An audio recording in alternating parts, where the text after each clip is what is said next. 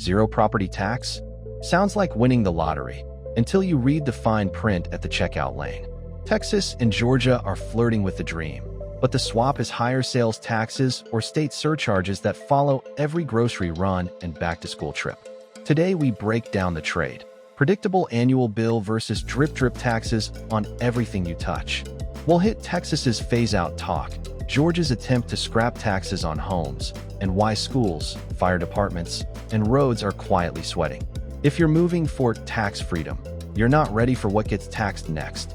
What happens if your mortgage escrow chills out, but your grocery receipt starts looking like a luxury tax invoice?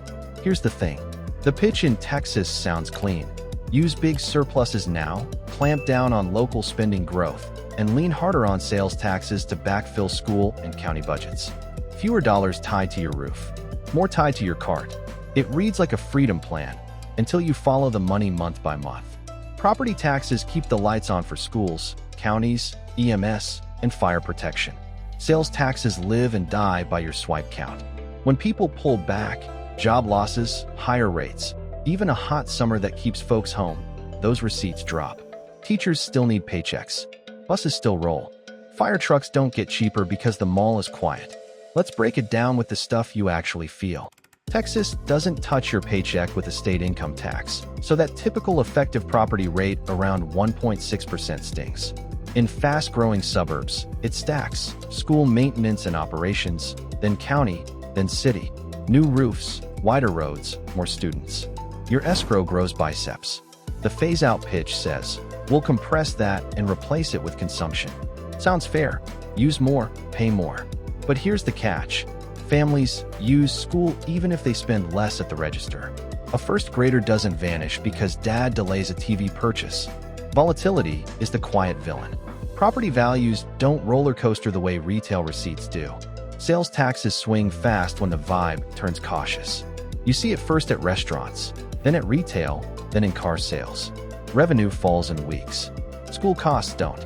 And that spread shows up as hiring freezes, larger class sizes, or a scramble for state backfills. The math gap is where the fantasy gets spicy. Take a median-priced home and a typical annual bill. Translate the promised savings into the new burden on your purchases. You'll end up with a number that has to be collected from groceries, streaming, clothes, appliances, and the random Saturday errand list. It's like swapping one heavy suitcase for 5 carry-ons. Each one feels lighter, until you try boarding with all of them. Now, about those surpluses. That's a one-time sugar high. Permanent school funding needs a recurring stream. Caps on local levies and rate compression don't erase costs. They shift responsibility upward into the state ledger. That tightens future budgets fast. The moment the economy yawns, the state faces a choice: trim services, raid reserves, or raise some other tax. None of those are phase-out vibes. So if Austin picks up more of the tab, what happens when oil prices sag, tourism slows, or retail softens? You'll hear phrases like temporary measures and bridge funding. Translation: we'll try to patch it and hope for a rebound. Meanwhile, districts plan year to year with a bigger question mark than before.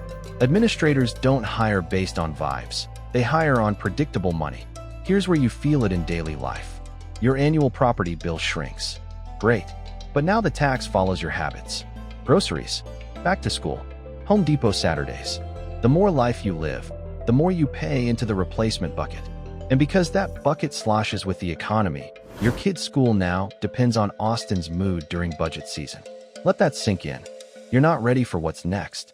If Texas is the long game, a slow unwind financed by optimism and your receipt tape, Georgia tried the shortcut. Kill the tax on your home and swipe your card for everything else. No property tax on your house. Sounds like winning. But why did city managers and school boards start sweating? Here's the thing. HB 848 pitched a clean swap. Wipe property taxes off owner-occupied homes, then raise the state sales tax to refill the bucket. Less pain in your escrow, more pain at the register. It moved fast because home prices have climbed hard since 2019 and taxpayers feel squeezed. The promise hits your emotions first, then your math brain wakes up. Georgia's average effective rate sits under 1%, which sounds tame. But in places like Fulton and DeKalb, homeowners still drop several thousand a year. That's where this lights up, because a four-figure bill feels like a mortgage add-on. You cut that to zero, and homeowners hear acquire. Renters don't. They hear nothing but a louder beep at the checkout. Let's run a simple family scenario. 2 adults, 2 kids, metro area. Annual property tax on a modest home is several thousand. With HB 848, that bill goes to zero for the owner-occupied home. Now shift the load to sales tax. Groceries each week add up: produce, pantry staples, school snacks. Back to school means clothes, notebooks, a couple of graphing calculators that somehow cost as much as a weekend getaway. Toss in an appliance replacement when the dryer gives up, and 2 car repairs because the potholes keep winning. Layer the higher sales tax rate across those purchases. The relief from the annual bill starts getting nibbled by a dozen receipts a month. Here's the catch. Sales taxes don't care if you own or rent. Everyone pays. And lower-income households spend a bigger share of their income on taxable items. So while an owner celebrates a zero property tax bill, the renter next door funds a larger slice of police, fire, and schools through day-to-day spending. It's a shift from taxing wealth tethered to property to taxing consumption tied to survival. Local services run on stability. Property tax is boring on purpose. You can plan station staffing, road paving, and school staffing because the money shows up on time and doesn't wobble when the economy flinches. Sales tax does wobble. If consumers pull back, fewer restaurant meals, fewer big-ticket buys, local revenue sags. Then you get tough choices: slower pothole patching, delayed fire equipment replacement, hiring freezes in schools, or a call to the state for a bailout. Cities flagged this. The Georgia Municipal Association warned that if the replacement stream underperforms, you're looking at gaps for fire protection, road maintenance, and schools. That's not drama. That's the mechanics of budgets. Stable beats exciting when you're buying fire hoses and paying bus drivers. Who actually wins? The owner of a higher-value home drops a fat annual bill. The owner of a modest home still saves, but that one shrinks as their checkout costs climb. The renter covers more, full stop, because they never got the property tax break to begin with. And across zip codes, the trade looks different. A suburb with consistent retail spending might float the swap. A community with thinner retail or a sudden slowdown eats cuts or begs for help with strings attached. It's like trading a once-a-year shot for a steady 4-drip. You lose the sting in December, but the line runs every day, everywhere you spend. The twist is simple. Property tax freedom for owners can morph into a permanent, broad consumption tax for everyone, and the benefits land unevenly by zip code, income, and whether you own a door key or a lease.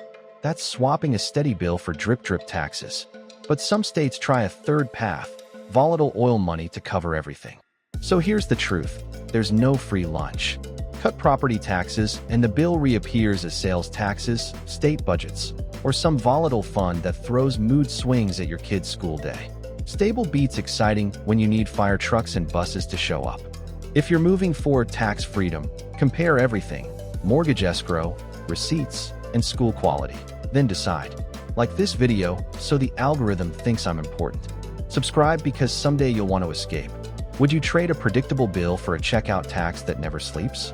Comment Team Escrow or Team Receipt. And yes, you'll feel it most on the boring stuff.